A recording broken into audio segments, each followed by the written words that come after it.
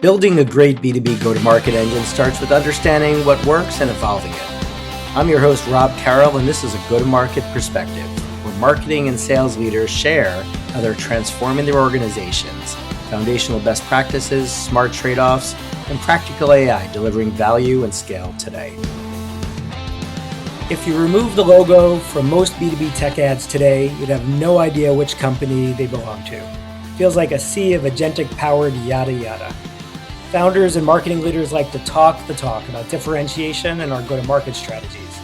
They evangelize bold storytelling, humanizing the brand and standing out in crowded markets.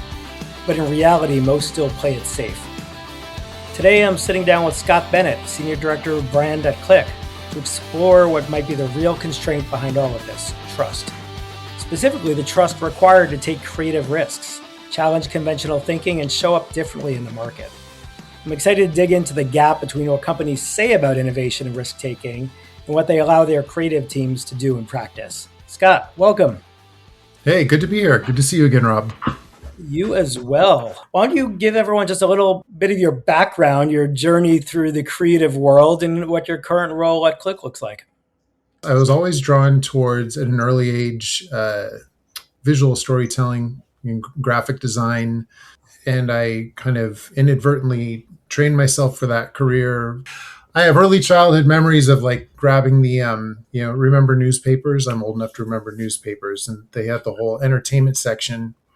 And I remember being at my grandma's house, and she had this big box of tracing paper, and I would take that paper and put it over like the movie advertisements and redraw them. And what I didn't know at the time was I was teaching myself about composition, visual storytelling, typography, balance, all these things that started to feel natural to me later in life when I started to pursue a job as a creative. So fast forward, I get out of school, I get a job at a radio station group in San Francisco as their in-house graphic designer. And it was fantastic. It was a headfirst dive into the world of brand, which I frankly didn't know much about at the time. We had very distinct brands there. We had a news station, a sports station, and then two rock stations. So I'm juggling all these like disparate brands with different audiences and different listeners. And if that wasn't challenging enough, this is all happening many years ago when traditional form of media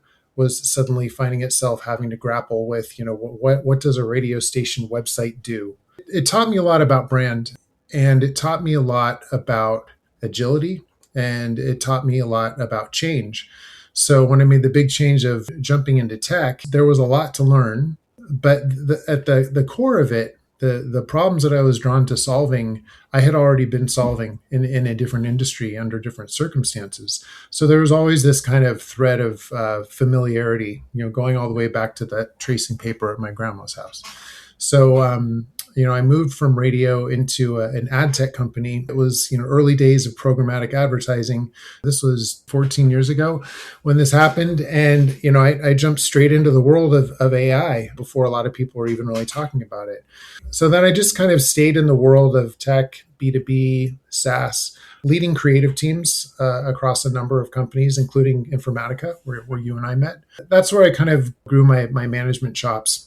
Having, teams of creatives reporting to me, people doing the jobs I used to do, like video production, like graphic design, and kind of, shaping their careers. And that was really rewarding. And then I went into consulting and worked for a variety of companies, helping them with everything from brand campaigns to floor to ceiling rebrands to, any type of problem they needed to solve. But eventually another former Informatica colleague reached out who worked at Qlik, and they had this new role. I was thrilled with the job description. It just seemed like a great fit. It was this great blend of being not just a creative leader, which, I had kind of been there and done that for a long time, but actually being a strategic leader, a thinker. That sounds really grandiose, but that's what they needed. That's great. We're definitely going to dig deeper into kind of that leap into the strategic role. And I just imagine if when you were a kid, instead of tracing, you did what I did and you just used silly putty to pick up the ink, your career may have been in a completely different direction. I would have saved a whole lot of time. What is that? It's like Silly Putty, the original LLM. Just taking other people's work and showing it to you in a different way. Yeah, I so think that's Anthropic's new billboard on 101. yeah, yeah.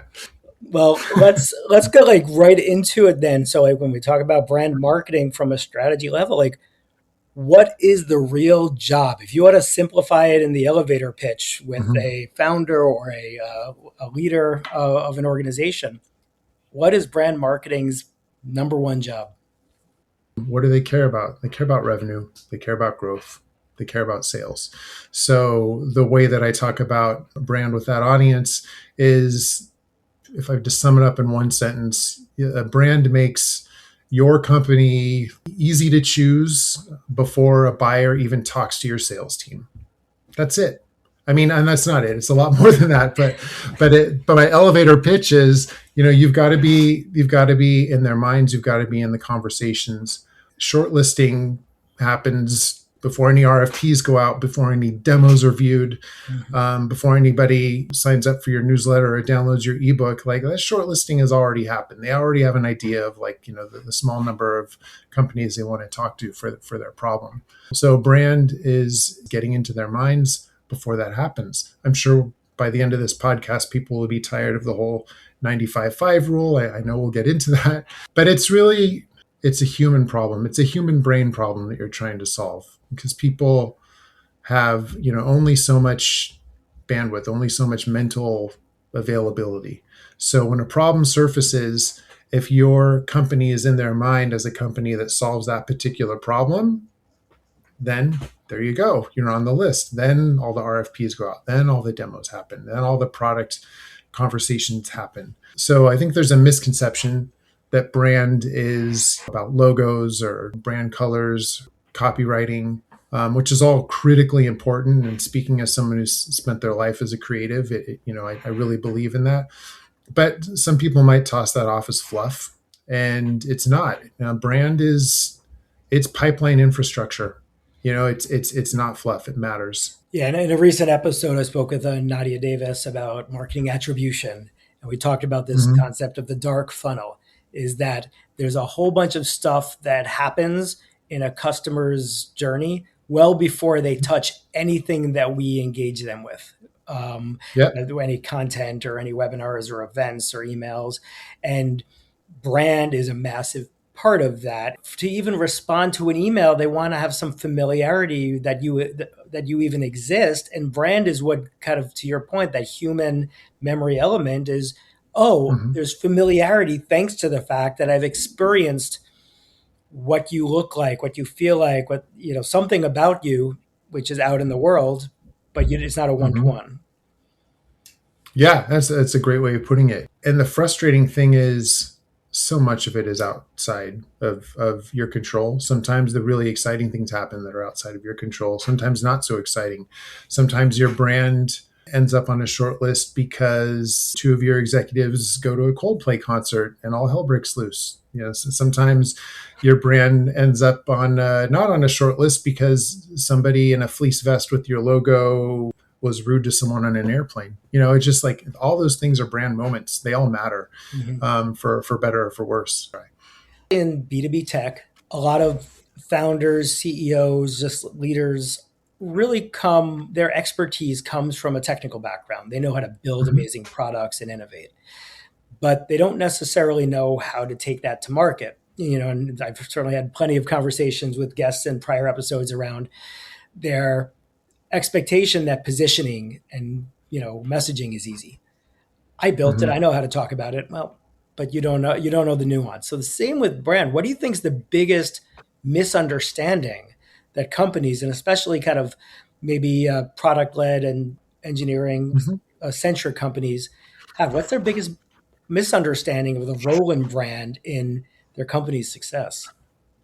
You mentioned it a minute ago, the positioning part of it. Another misconception out there is, like, brand is like that last mile of demand gen. If you, like, dress up all your campaign assets and fuss over every last detail of your brand guidelines, which yes is very important. I don't want to discount that, but you can make sure everything looks and sounds, it's everything's aligned to your brand voice, and all those things that really do matter. Consistency does matter, but if you haven't done the positioning work to influence all of that, to guide all of that, if there's no foundation under that, then you're basically just dressing up a spec sheet. And that's how we get, I'm sure we'll talk a lot about, people get tired of 95.5 by the end of this conversation, and probably the term sea of sameness is probably going to turn into a drinking game by the end of this. I think that's where a lot of companies get it wrong, including myself. I've gotten it wrong. You end up getting this beautifully designed content that really doesn't differentiate itself. Beautiful doesn't always mean impactful, yeah. Right? Exactly. And I have some empathy for executives and founders and leaders who struggle with what you just described. B2B does have a tendency to kind of over-index on product marketing. And again, I get it.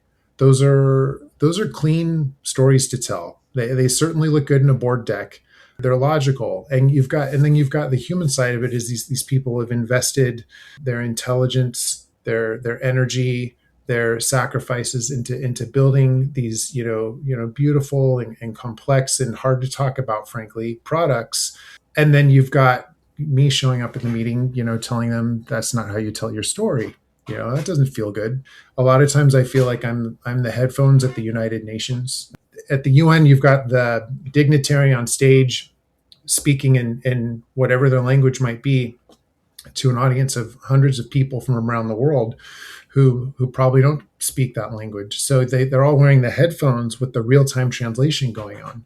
So they're all getting the same information, but they're getting it catered in a way that they understand it, which is what language is. So a lot of times I feel like I'm the headphones at the UN, helping people craft their stories so a bigger audience can know who you are and understand it. The whole over-indexing on product marketing, hey, has it been a source of frustration for me? Absolutely.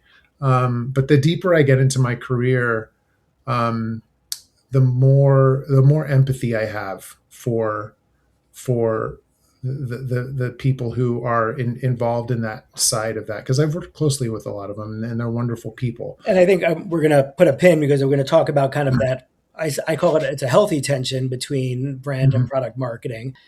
It's really funny because everyone's got a different perspective. Hey, this is a go-to-market perspective. So it's exactly what we're talking about.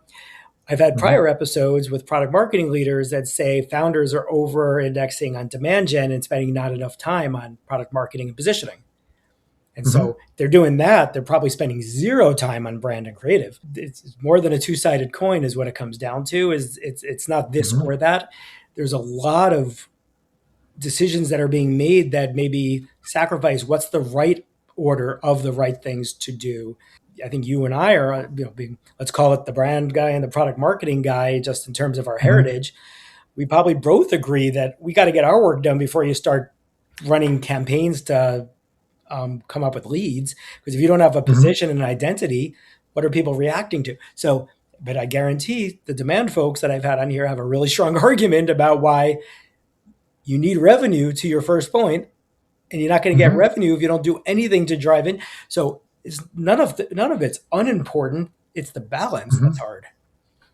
Yeah, it's a matter of balance. And look, that if you look at, there's that chart, I've seen it so many times, that shows like the long-term growth of brand versus the direct response plays. And the brand is going up and up and up over time, whereas the sales plays are kind of going like this, almost like an EKG. And that, to me, when I look at that, and I don't think the point of that chart is to say that brand is better. The point of that is they have to work together. The point of that is it's all brand, really. At the end of the day, it's all brand. And so it doesn't have to be, it's often adversarial. Let's just tell it like it is. It shouldn't be. And so the real key is, and we've done some really great stuff at Qlik to kind of find a way to have all those things feed into each other, reinforce each other along the journey. When I advise folks on just the whole positioning and messaging architecture, brand and corporate is a slow-moving dimension. That should not change often at all. You only change when Hmm. there's a massive transformation going on in your business model, your audience, your product. That should not change much. But as you go down the messaging stack in terms of what are your platform capabilities, what use cases and solutions are you delivering to market, what are your features, that changes really fast. But Yeah, yeah. you don't launch a new feature and then rebrand because of the new feature. Right? So that's No. again the whole where brand and product come together is the fact that they're intentionally doing this because they have to keep reacting to changing market conditions, competitive conditions, customer Mhm. needs. Whereas the brand is that's our North Star. That's who we are Yeah. and what we do. And hopefully that's not changing on a daily basis or you're going to go out of business. Yeah, yeah. I mean, I guess the other short elevator pitch, I just had this conversation with a colleague the other day. The brand positioning is who you are, and then the value statement is what you do. It's really easy to get those things mixed up or try to do both in one statement, and I don't think that's wise. A lot of people don't. I'm not going too far out on a ledge here, but yeah, there's a difference between value positioning and brand positioning, and then you get down and you can talk more about the kind of tactical stuff. That's where you can get into the features and have those conversations when those conversations arise, but you have to start the conversation somewhere. So I loved it when we were planning the episode, and you were kind of telling me how early in your career, the types of requirements you would get from different parts of the organization was make it pop, make it look cool. We probably all are guilty of saying to our creative colleagues in the past because we Yeah, don't know yeah. what to ask for. So how do you think that differs from the experience of all other functions in marketing and collaboration and versus like is this like a creative specific pain point Mhm. or do you think there's flavors of this out there? It's a double-sided lightsaber.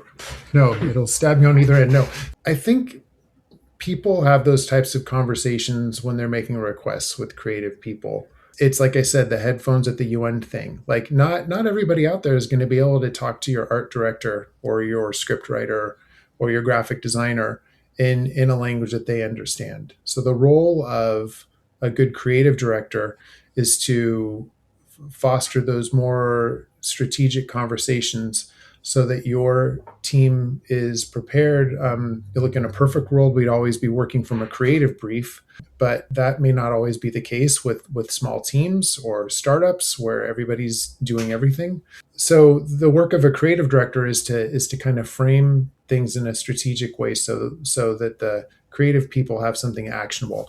They know who the audience is. They know what the tone of voice needs to be for the particular message. That's going to determine, all kinds of choices from, copywriting to layout to whatever it is you're working on. But I think the reason why people feel so comfortable kind of inserting themselves in the process, whether or not it's their profession, or sometimes there could be like a lack of humility. It took me years to understand this, but it's really simple. Most people have eyes and ears. Most people look at things aesthetically and take them in and form opinions every day. They have a favorite book, they have a favorite song, they have a favorite movie. And so when they get the chance to collaborate with somebody who can build those types of experiences, then they've got a point of view. And maybe that point of view aligns with what the organization is trying to do, and maybe sometimes it aligns with their own personal preferences. But again, you have to slow down and engage those people and have conversations so that you can understand what the point of what you're working on is. And early in my career, I would be halfway to the finish line on an asset without really understanding why someone needed it, why someone asked for it. And then sometimes you'd turn and you go back to the person that asked for the thing and they didn't really know. They would just say, well, I need a video. Oh, why do you need a video? Because the product needs a video. Why does the product need a video? To explain it. Okay, explainer video. We can work with that. Where is this going to be? Oh, just put it on the website. Oh, by the way, anytime you have the just in front of a request, then you know that you need to ask like 10 more questions. So then it's like, okay, well, how are you going to know if it's successful? Just because you like it, that matters. It's not the whole story. Are you going to track performance? When is it going to be out of date? When are you going to pull it down? Like there's all these, all these things that have to be talked about up front. But when somebody comes to you and they haven't thought those things through, then you start having those conversations like, make the logo bigger, make it pop, make it cool. And to me, I think there was a time in my career where that stuff would drive me crazy. And when I have, colleagues or direct reports who find themselves in those moments and they come to me, my advice is always like, remember, we're brand, we're good at starting conversations. That's your opening. That's not a creative brief. It's the opening. That's your opportunity to start asking questions. You're doing two things, and I'll speak for you, and you'll tell me if I've got it right. But one, you're talking about your own journey from becoming a creative execution person to a strategic partner, and how you've learned to do that through these experiences. But you're also providing a really valuable advice, honestly, not just to creatives and folks, but anyone that's on an execution side and is accountable, which is most of us, for delivering on some form of requirements, is feeling confident that every ask is the beginning and not the end of the conversation. Yeah. What is the ultimate outcome of this PowerPoint deck that you have to collaborate with a designer on? A lot of times people are making these things because they have to make them. It's their job description. It's just the way things are done. But I would just encourage people to just take a beat and like think about outcomes. Be empathetic to your audience. If your audience is sitting through 9 different product demos in every 2 or 3 days, or God knows how many pitches, is it important for yours to stand out? Of course. Is it important for it to be accurate? Of course. Think about the person on the other end of that who has to like sit through these things. Like what is it? What can you do to make the experience better for them? Just having empathy for the audience is something I always tell people who report to me. Agencies I work with, they all know this. But I think the people who are executing, asking for these things, like if you give them a little nudge, people actually really love talking about that. They love thinking about it, even if they don't realize they do. That's good advice. We decided to name this episode The Trust Gap, implying that there is lack of trust between a lot of B2B organizations and their creative teams, the brand team. As I hinted at in my intro, a lot of folks are kind of playing it safe, even though they want to be differentiated and they want to stand out.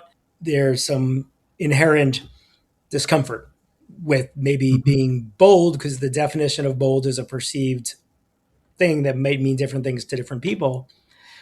Can you share maybe just some examples? Because, it sounds like you've had some really positive experience where you've earned trust, but you've also had the other end of the spectrum where you had like zero trust and it was like pushing that boulder uphill to just make any kind of splash. Can you share some experiences on both sides of the spectrum, just so listeners can kind of get a sense for what that feels like from the creative's perspective? Yeah, sometimes not being trusted is someone leaning over your shoulder and literally telling you what to do. That doesn't feel great. And I would argue that doesn't really lead for a good product. Sometimes not being trusted is the too many cooks. Let's show it to so-and-so and see what they think. The fear of taking accountability can lead to a lack of trust. Consensus-driven creative. Exactly. That's not exclusive to creative, by the way. That's something that a lot of people deal with in their roles. I will tell you from personal experience, the most dramatic conversation about trust I ever had was with a CEO. I was working on a rebrand for a company. I started out as a consultant. We got along so well, they brought me onto a full-time role.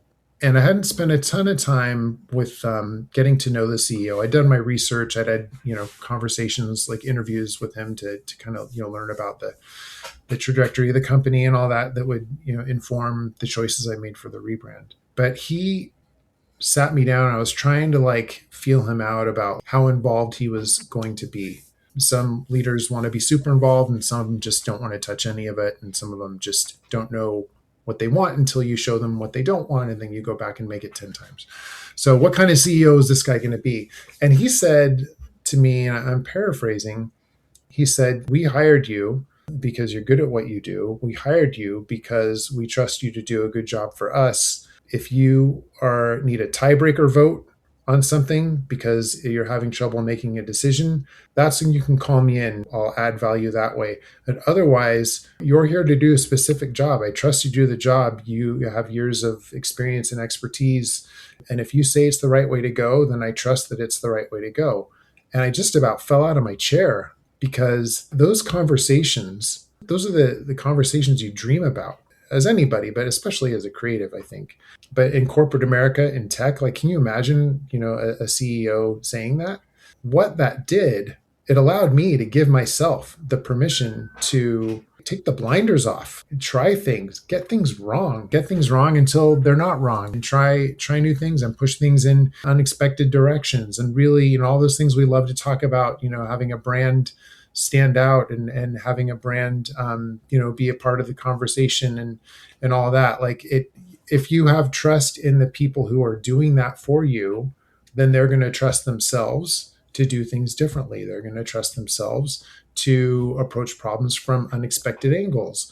And then you start to get, the results of that speak for themselves, because then you're not in that sea of sameness anymore. Now, is that going to happen everywhere you work? Hell no. Mhm. But I think the experience of having that conversation, and I've worked other places since where that wasn't the case, but that little spark of somebody saying you're good at what you do, you've got this, that stayed with me. Like Yeah. this was something that happened 4 years ago or something. I'm still running on that every Yeah. day. Every day it changed everything. Obviously, it shows some amazing leadership and professionalism for that Mm-hmm. CEO because guess what? That CEO is probably growing the business and making the business successful because they weren't micromanaging or not Mm-hmm. trusting the people they hired. But at the same time, like the blinders are off. It means you and the creative team are able to take bigger swings. Can you provide examples? It could be from stuff you've done, it could be stuff you've seen in the market, but like what does a big swing look like in a B2B context where we'll get more into the sea of sameness, but like when Yeah, yeah. everything just seems to just be very washed with the same patterns. What does a big swing look like for B2B? I think like big swings look like, such an overused term, but authenticity, Mm-hmm. you know, something that has a real sensibility about it, something bold enough to say that maybe not everybody's going to get this right away, but they will remember us. And somewhere down the line, they will get it. They will get it. You have to accept that not everyone's going to love you. And sometimes that's the goal. Maybe that makes your audience self select a little better. I think Domo does a really good job of that. They've got a very down to earth, realistic human voice. It doesn't really feel sassy. It's Mm-hmm. sassy. I trademark that one. I just came up with that. That's yours. Um, Even like the early drift stuff was a little contrarian, like, a little smartass, and that was how they made their mark. And those of us in the Bay Area remember when those snowflake billboards started showing up, and it was Mm-hmm. like, oh my god, finally someone who's talking like a human and not a spec sheet. So it is possible. I mean, those are some like real world examples of what they look like. Know who comes to mind more modernly is Wiz, just acquired by Mhm. Google. It's a security company, and Oh, right. I've always just been a fan. I had Alyssa Stone's the head of AR from Wiz, so they're top of mind because of that. She was a guest recently, and Mhm. everything they do from a marketing and brand perspective is very just approachable and friendly and fun. They actually have a fun vibe for a security company. It's so not the sameness of most security Mhm. companies that are very serious because it's all about risk mitigation. It's all about Yeah. compliance and what they've always done. And I've just whether it's what's on their website or seeing them at an event, they're always trying to find a fun angle. And I just Mhm. give a lot of credit to their whole organization because I view that as kind of another example of a big swing because security folks were not necessarily looking for fun. They were looking to not get fired, Mhm. not be in the cover of the Wall Street Journal for a breach. So that's just an example of someone who went out of the norm of what others in their market would do. Mhm. Right. The key to that type of approach, though, I'm not suggesting organizations or brands just go left when everyone else is going right just to be different for different sake. It has to be connected to something bigger. It has to be connected to what we were talking about earlier in terms of doing that hardcore positioning work. It's all aligned coming down from that. It doesn't mean that it has to look like everyone else and sound like everybody else, even if you have a similar product or you're solving a similar problem. But there has it has to ladder up to something bigger than just being different for different sake. And I think that's where we talked earlier about this misconception about brand being fluff. Mm-hmm. That's the danger. Like if your only goal is standing out, being different, then you're going to make fluff. It has to be supported by the other parts of the organization, including product, Yep. our friends in product and leadership and everything else. Like it has to be a unified thing, even if people, Yep. you know, are on different teams. And you bring it up, and I'm not going to name any names, but I think we've all seen it on our LinkedIn feeds or whatnot. Is brands from a campaign or a social media perspective or an event perspective trying to be funny or goofy, Yeah. which I love. In general, I Mm-hmm. love it because it's entertaining and it wakes you up from the doldrums. Mm-hmm. But if nothing else in your brand and your experience matches that, then it's just weird. It's cringy. So like, for Yeah. me, so if your website and your events and everything is really pretty much by the book, professional, toned, we're smart people, or whatever, and that's it. Mm-hmm. And then you have something that's just really goofy. I'm just like, where did it come Mm-hmm. from? I don't get it. It doesn't make sense. So to your point, it's got to be like a full stack identity, not yeah, you can pilot things, but it's Yeah. that's not on brand is kind of the goal. Yeah. And I would say, like, if you are a brand like that and you do have a desire to express yourself with comedy, which is really hard, by the way. You've got to pick the right partners, the right production companies, the right agencies, the right writers. If you want to do funny, there is nothing harder than being funny. Take that from someone who's tried and failed many times. You got to get people that are better at it than you are. But like if you're starting from that, if you're like a very stuffy, stodgy company, you want to start incorporating something a little offbeat, make fun of yourself, Mhm. right? Like use that, use your reputation as a starting point. If you start from that place, you're showing some humility, you're showing like a human side of like a very corporate brand. And that could be a way to start to again stand out in the conversation, take people by surprise. Acknowledge your brand if you're doing Mhm. something different. To just acknowledge that this is different and you're having fun with it. Yeah. And that's I like that Mhm. advice. As we're kind of closing, there's a couple more topics I wanted to bring up. One was just really on the pendulum swing, and we've been through a measure everything swing. Everything in marketing has to be measured. Every dollar has to be accounted for and proving that it's delivering revenue versus, and how does that stifle Mhm. those big swings? So where do you feel things live today and what actually needs to be measured? It doesn't mean you shouldn't have ROI on investments, et cetera, but what actually Mhm. needs to be measured to truly strategically run a brand? I will show some vulnerability here and admit that maybe this is something people don't like to say out loud. I'll say it out loud. Measuring brand is hard.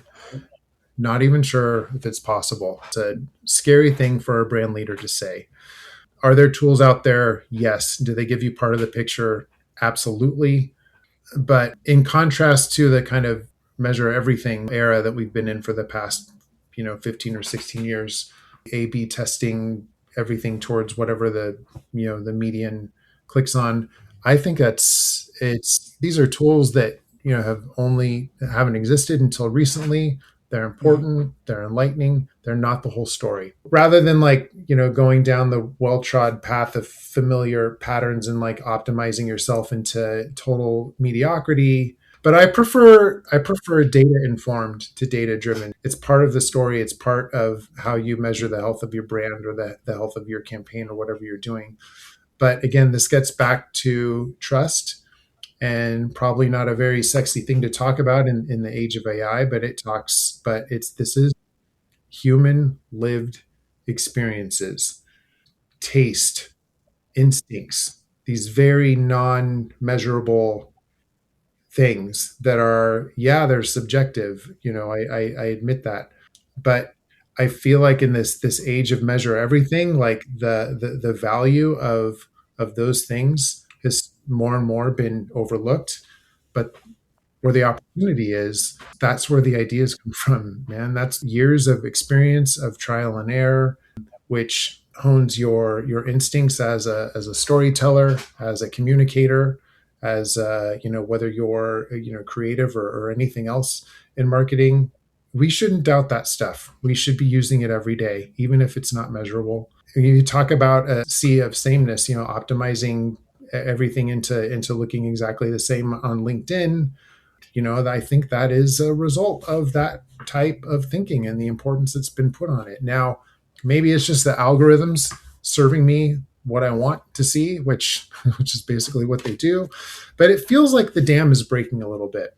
It feels like the pendulum is starting to swing back, maybe not all the way towards, maybe more towards the middle. Mhm. Um, and that's encouraging to me. I'm having conversations right now, even in the age of everybody trying to figure out how to implement AI. I'm having the most engaging and exciting and thought-provoking conversations about messaging, about positioning, about creativity, about storytelling than I've ever had in my career, and it's happening right now. The other positive that you're not in the you're not alone category is product marketers have been struggling with the ROI of what they do for their entire careers. And what they often talk about is correlation versus causation. Did their competitive battle cards they gave to sales win deals? Or is there a correlation that since they've published those battle cards, we have increased the win rates?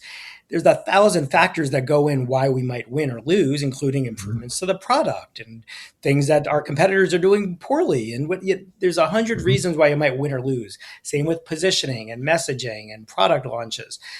Sure, there's adoption metrics and sales metrics, but like, is it because I positioned it really well, or is it because the feature just sold itself and customers just loved it and they didn't have to read any? Mhm. You don't know, and it's very similar.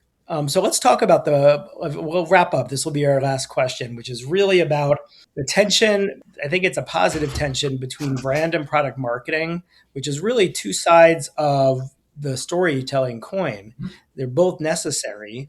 And it's the emotional, Mhm. human centric storytelling that the brand is trying to build versus the factual, defensible, solution level messaging that product marketing is also on the hook to deliver. What are your thoughts in terms of the best ways to work Right. between brand and product marketing?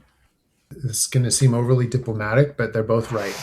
The problem is they're both competing for the same real estate. It might be the homepage of your website or something else. So there's that tension there. The product marketing has really exciting features and proof points. All those things that help a buyer justify a decision on their side.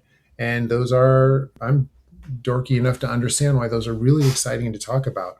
And then brands on the other side where you're dealing in those squishy areas of emotion and identity and narrative. If you overcorrect in either direction, you're going to be in trouble. You can't lead with, we have 47 integrations, and you also can't just go out there with something that's just, designed for an emotional Right. impact. I think the good news is both teams are recognizing, the good product marketers don't want to talk about features. They want to talk about value outcome. The good brand creatives don't want to just have pretty colors. They want to drive this experience you're going to get, which is an outcome. Everyone's leading to outcomes, and I think that's the meeting Mhm. point. Yeah, yeah, it is the meeting Yeah. point. It's just that there's a million roads you can take to get there. I know we're winding down, but I think one thing I would like everybody to remember, including myself, and maybe this is just like a mid-career mid-career crisis, mid-career wisdom, and whatever you want to call it. When you move through your professional career and you look back, speaking for me personally, I'm remembering less and less of the things I accomplished. I'm remembering more and more the people I accomplished those things with. I'm remembering the people. I'm thinking about the people. I'm in touch with the people. And I think it's worth taking a beat sometimes when you might be looking at a problem from, a different way from a colleague, to think about, in 5 years, are we going to care about this product launch? Or in 5 years, am I going to have somebody I can send a text message to saying, hey, remember that time at the conference and yada, yada, yada.